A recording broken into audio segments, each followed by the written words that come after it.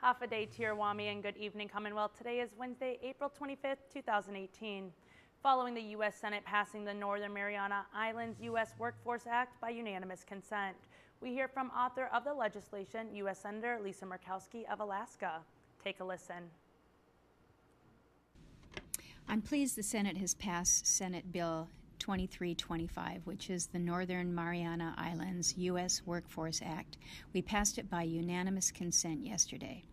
The fact that this legislation drew bipartisan support without any objections is a testament to the hard work by all who work together to address the CNMI's economic needs and realities.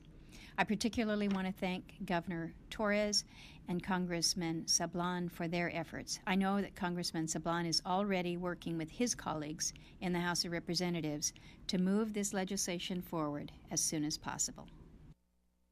This legislation now heads to the U.S. House of Representatives, and Senator Murkowski says she knows Congressman Kilili Sablan is working with his colleagues in the House to further move this bill.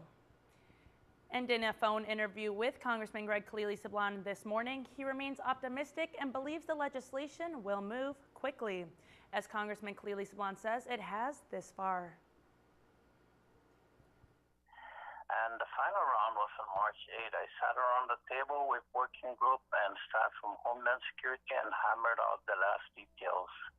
And the next day, March 9, the Senate committee approved the BR bill.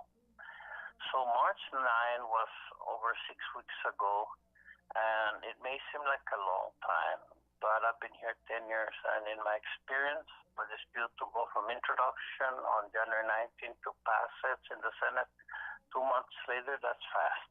Congressman Kilili Sablan says the Northern Marianas Islands U.S. Workforce Act is moving fast since its beginning in 2017. So we've come a very long way, and here are the recent timelines.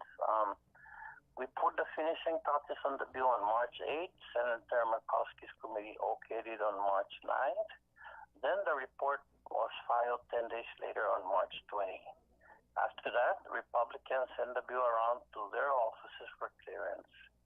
Once the Republicans had signed off, the bill went to the Democrats, and Democrats got their notice last Wednesday, April 18. 2 legislative days later, yesterday, the Senate passed the bill. And now with the United States Senate passing the legislation, the focus turns to the House.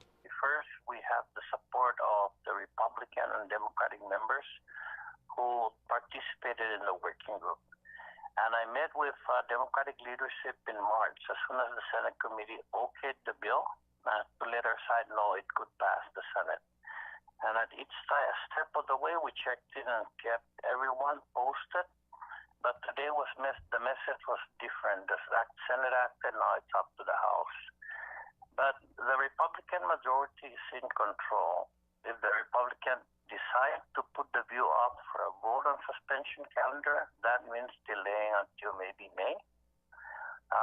So what I am asking and what my Democratic leadership are asking is to hold the bill at the desk in the House, then it can pass with a simple motion for unanimous consent.